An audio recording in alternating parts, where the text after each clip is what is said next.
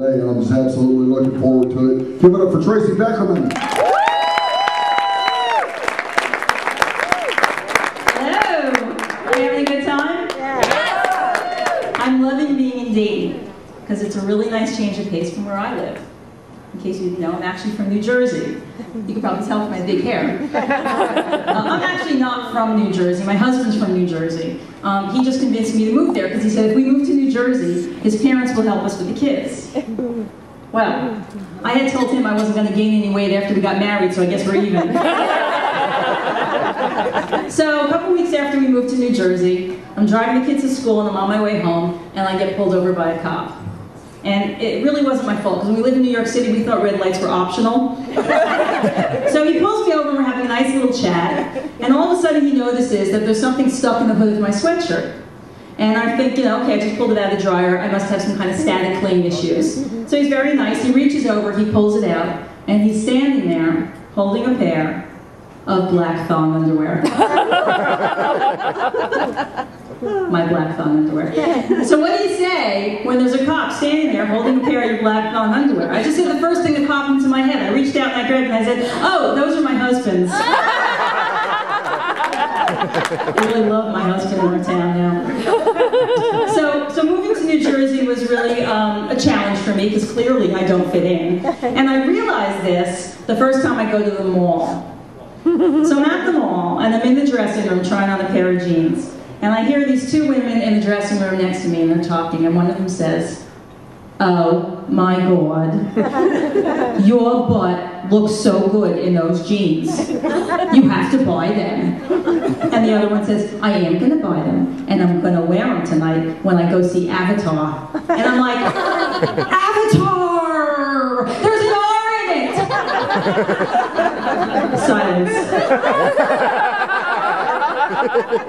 Then I hear one of them say, what's with her? And the other one says, I don't know, I think she's having a seizure. I'm like, seizure, there's an R!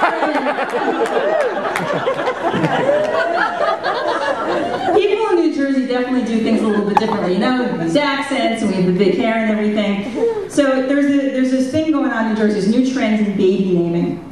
And I don't know if this is happening anywhere else in the country, but in New Jersey, people are now naming their kids after the places where they were conceived.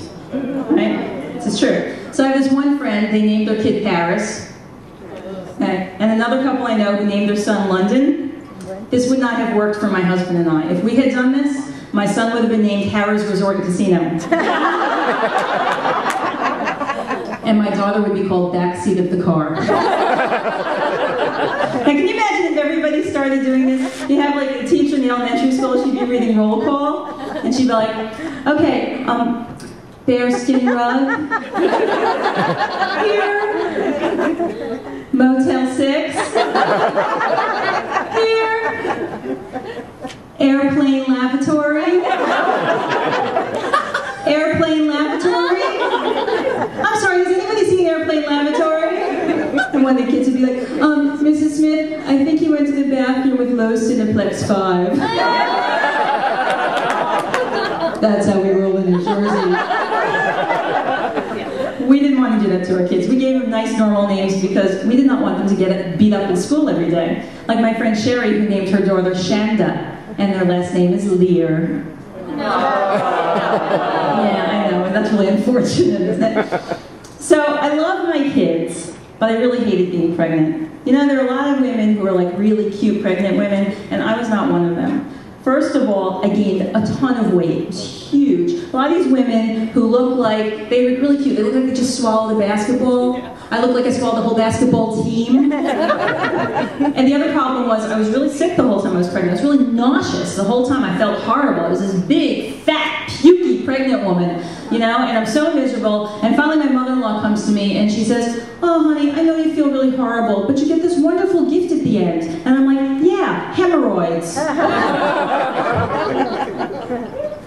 So a couple of years ago, I finally managed to lose the baby weight, and I'm feeling pretty good about myself. And then one morning I'm in the bathroom getting ready before I take the kids to school, and I hear them talking out in the hallway.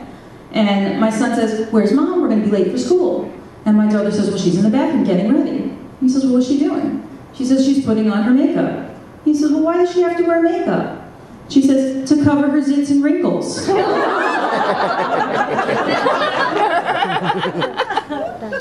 He goes, okay, well then will she be ready? And she says, well no, then she has to blow dry her hair. I had longer hair then.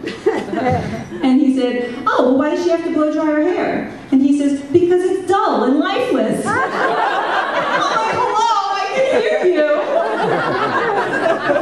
So a couple weeks later, I take my daughter to the supermarket, and we're waiting at the checkout line, and she looks over, and they have all those trashy tabloid magazines next to the checkout line. And she looks at one of these magazines, and she says, oh, Mom, you look just like the movie stars on the cover of this magazine. And I'm like, oh, she really does think I'm beautiful, that's so nice. So I take a closer look at this magazine to see what she's talking about.